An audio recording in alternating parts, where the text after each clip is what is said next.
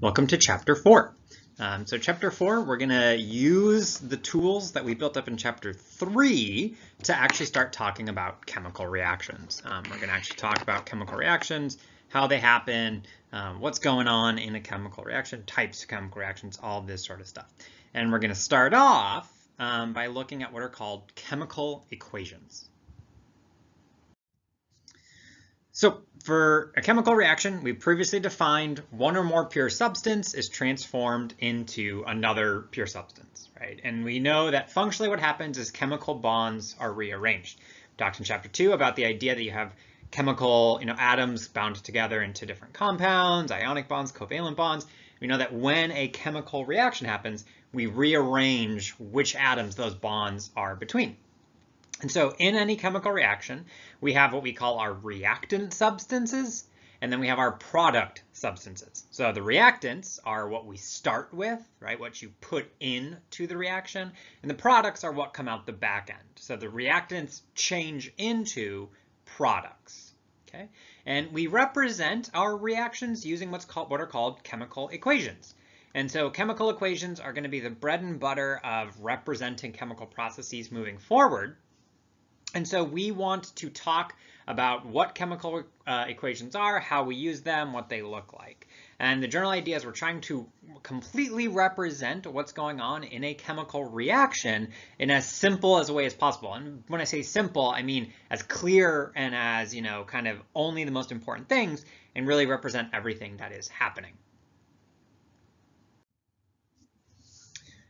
Instead of chemical equations, sometimes we have written descriptions. When we speak or when we write, we would talk about a chemical process. This is what we've seen previously when we talked about chemical changes and stuff. And so here we have a description: propane, which is C3H8, and oxygen in the gas phase react to give carbon dioxide and water in the gas phase. So that is a written and comprehensive description of this chemical process. And the goal of a chemical equation is to take that written idea, which has a lot of information, and basically display it in such a way that we're really focused on exactly what the chemical change is. So first thing we need to parse out is what are the reactants and what are the products. My reactants are propane and oxygen.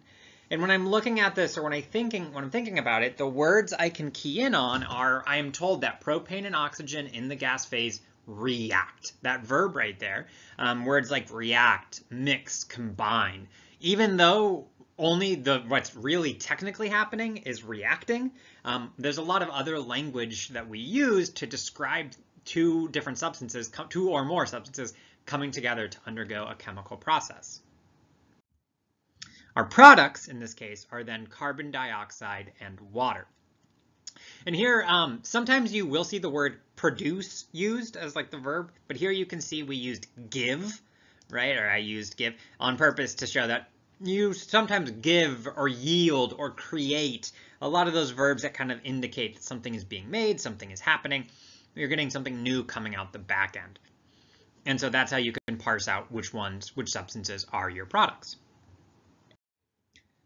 Now that we've identified reactants and products, an important thing in our chemical equations is that we need to have formulas. So we don't want to just use names, we want to convey the formulas. For the reason being, we want to see which atom types are in the different compounds that are involved in this chemical reaction.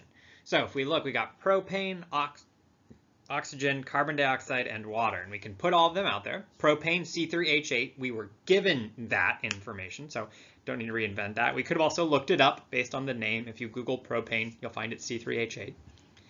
Oxygen, if we think about oxygen, normally we would just say that oxygen is O, but oxygen is what is called a diatomic element. What that means is that oxygen is always represented in the elements, actually exists in the element as molecules composed of two atoms. There aren't solo oxygens. We'll come back to that here, but we want to touch base. Oxygen's unique here. Carbon dioxide, that is a systematic name. That is di. We can see there's a prefix in there. Di means it's a covalent compound.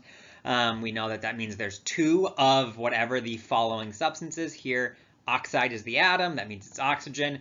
Carbon doesn't have a prefix because there's only one. So CO2 is carbon dioxide. We learned that naming for a reason. And water, if we remember, is H2O. That's one, there's no systematic name. That's a common name that you need to know. So sometimes names, propane, that's a common name you don't need to learn right now.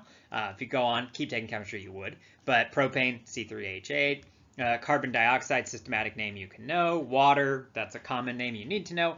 Oxygen, we want to learn, is a diatomic. So there are 7 diatomic elements. These are elements that are always in molecules with 2 atoms. They are hydrogen, nitrogen, oxygen, fluorine, chlorine, bromine, and iodine. So when we say that these are diatomic elements, what that means is that if you have a sample of, say, pure nitrogen, really it is nitrogen molecules that are each composed of 2 atoms. There's not isolated nitrogen atoms. These 7 elements are always found as diatomic molecules. So if we had, say, a sample of oxygen, so say you had an oxygen tank right here, that oxygen tank contains oxygen gas, and each of those that gas is made up of molecules that are 2 oxygen atoms. They are always found in this way, and so that's why when we write the chemical formula for pure oxygen, we write it as O2. We don't just write O, because if you just wrote a single letter O, you'd be implying that it is a sample of oxygen atoms, but we know it's actually a sample of O2 molecules. And this is the case for all 7 of these elements. We do want to learn these. We do want to learn what they are. So H2, N2, O2, F2, Cl2, Br2, I2. So there are 7 of these. And one of the ways you can remember what they are is we can use our friend the periodic table. If we start with atomic number 7, which is nitrogen, and we then can trace out a number 7 on the periodic table to cover the diatomic elements and hydrogen. So hydrogen we want to forget, not want to forget, it's up over there. So there are 7 of them. We do need to learn that they are. Whenever we are representing one of these elements in a molecular formula, we're dealing with elemental oxygen, elemental fluorine, we always want to write it as F2. For all other elements, we can just use single atoms. So for, say, cadmium, if you're doing a chemical reaction with cadmium, you just write CD. You don't need any subscripts or anything like that. I should note that this idea that molecules or atoms are not by themselves is in general true for most elements. It only really matters, though, for these particular diatomic elements. For most elements, it doesn't really matter that there's only one type, multiple atoms together, because how they react is still similar to the one. But these molecules in particular react especially since these are all gases largely, that really affects how we use them and how they engage in chemical reactions, participate in chemical reactions. All right, so we can put all of these formulas now together into our chemical equation.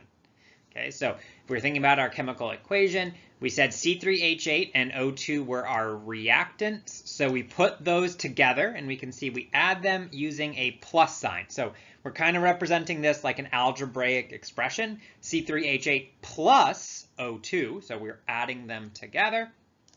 We then use an arrow to denote that they are changing. The reactants are changing and becoming the products, which we put on the right-hand side, and which also are combined with a plus sign. So overall, we can see that, we start with these reactants, C3H8 plus O2, meaning that they're both coming together, and that the arrow indicates that they change into something new, in this case, carbon dioxide and water. Plus, again, denotes that. So this is a representation like an algebraic expression. The only difference is that we use a plus sign instead of an equals. But this is functioning the same way as like an equal sign would, that basically C3H8 plus O2 equals CO2 plus H2O. And so this is going to be our bare bones for any sort of chemical equation. We've got plenty more things, a couple more videos talking about other specific features, but here we at least have the bare bones. These are the parts of a chemical equation. We want to be able to parse out reactants, products, get those formulas in there and everything like that.